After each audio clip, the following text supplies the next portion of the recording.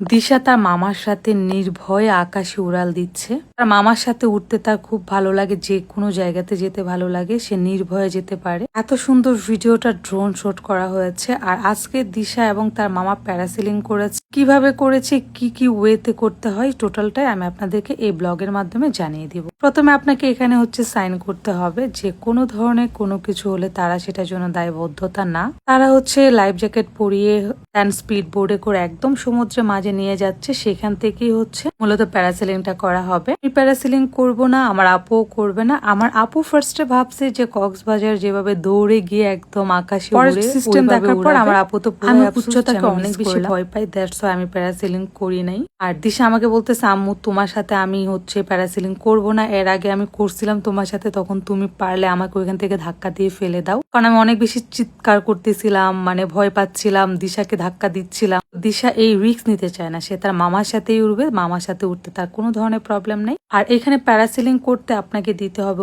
Per person $100। And drone video যদি করতে চান সেটার জন্য আপনাকে আলাদা পেমেন্ট করতে হবে। সো এই যে মামা ভাগ্নি একদম উপরে উড়ে যাচ্ছে। আর আমি এত বেশি ভয় পাচ্ছিলাম নিচে থেকে। প্রথমত ভয় পাচ্ছিলাম যে সাগরের এত বড় বড় ঢেউ, দিশা এবং বাপ্পি উপরে উড়ে যাচ্ছে, সেটা থেকে ভয় আমার পানির ঢেউগুলিকে। আমি এত বেশি ভীতু যেটা বলার মতো না। আর এইদিকে আমার মেয়ে এত সাহসী কিভাবে হয়েছে আমি সেটাও জানি না। দিশা অ্যাডভেঞ্চার খুবই পছন্দ করে, তার কোনো ধরনের ভয় নাই। সো এই যে দুজন উপর থেকে, চারপাশে শুধু সমুদ্র আর সমুদ্র, চারপাশে শুধু সমুদ্রই দেখা যায়, পানি আর পানি। আমি এর আগে প্যারাসিলিং করেছিলাম মালদ্বীপসে, তখন আমি দেখেছিলাম মাঝে মাঝে দ্বীপ, ছোট ছোট দ্বীপ, মানে অন্যরকম সুন্দর, এত সুন্দর। যাদের হাইফোবিয়া নাই তারা মালদ্বীপে আসলে অবশ্যই আপনারা প্যারাসিলিং করবেন।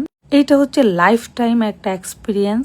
আমি যেটা মনে করি আসলে জীবনের একটা আমাদের এই ড্রিমটা কিন্তু পূরণ করেছে অশান বিস্তা। সো যারা মালদ্বীপসে আসতে চান অ্যান্ড এসে এত সুন্দর সুন্দর এক্সপ্লোর গুলা এনজয় করতে চান, তারা অবশ্যই অশান বিস্তার সাথে কমিউনিকেশন করবেন। আমি তাদের পেজটা মেনশন করে দিচ্ছি। অ্যান্ড যারা মালদ্বীপে এসে খুবই কম টাকায় মালদ্বীপটা ঘুরতে চান, এক্সপ্লোর করতে চান, অনেকে হয় যে তারা চিন্তা করেন মালদ্বীপে আসলে অনেক টাকা প্রয়োজন, ব্যাপারটা এরকম না। যদি সঠিক রাস্তা আপনার যারা থাকে, সঠিক জায়গাটা আপনি চেনেন, সঠিক মাধ্যমটা আপনি খুঁজে পান, সেক্ষেত্রে অবশ্যই আপনি কম বাজেটে মালদ্বীপ ভিজিট করে যেতে পারবেন। অশান বিস্তা কিন্তু দিচ্ছে আপনাদেরকে 5 দিন 4 রাতের একটা প্যাকেজ, যেখানে মাত্র খুব কম টাকায় মালদ্বীপের আইল্যান্ড সহ সব জায়গাতেই আপনারা ঘুরতে পারবেন। তো ডিটেলসটা আপনারা অশান বিস্তার থেকে জেনে নিতে পারবেন অ্যান্ড আমিও আপনাদেরকে ডিটেলসটা জানিয়ে দিব। সো ফাইনালি দেখেন মামা ভাগ্নি ঘুরে এখন নিচে চলে আসতেছে। আমার তো কলিজার ভিতর একদম পানি ছিল না, কখন তারা নিচে নামবে, কখন নিচে নামবে। তো দিশাকে বললাম জামো তুমি ভয় পাও না? ও বলে না, আমি একটুও ভয় পাই নাই, আমি আবার যাব। তো আমি বললাম না, আমি তোমাকে আর দিব না, কারণ তুমি যতক্ষণ উপরে ছিল ততক্ষণ আমি ভয়ে ছিলাম, মানে আমি লিটারেলি কাঁদতেছিলাম, এরকম একটা অবস্থা। সো এই যে আপনাদেরকে আমি ভিডিওটা একটু দেখাচ্ছি, মামা ভাগ্নি দেখেন আকাশে উঠতেছে। আর এইটা টোটালটাই ড্রোন শট করা হয়েছে। 5টা ভিডিও করে দিয়েছে, তো আমি একটা ভিডিওর ক্লিপ আপনাদের সাথে শেয়ার করছি। কি যে সুন্দর মালদ্বীপসের প্যারাসিলিং, সেটা আপনি করলে তখন ফিল করতে পারবেন যে এতটা সুন্দর। আর ড্রোনটা এত উপরে উঠেছে, মানে কি বলবো, আর দুজনকে কতটা মানে সুন্দর লাগতেছে, মাশাআল্লাহ।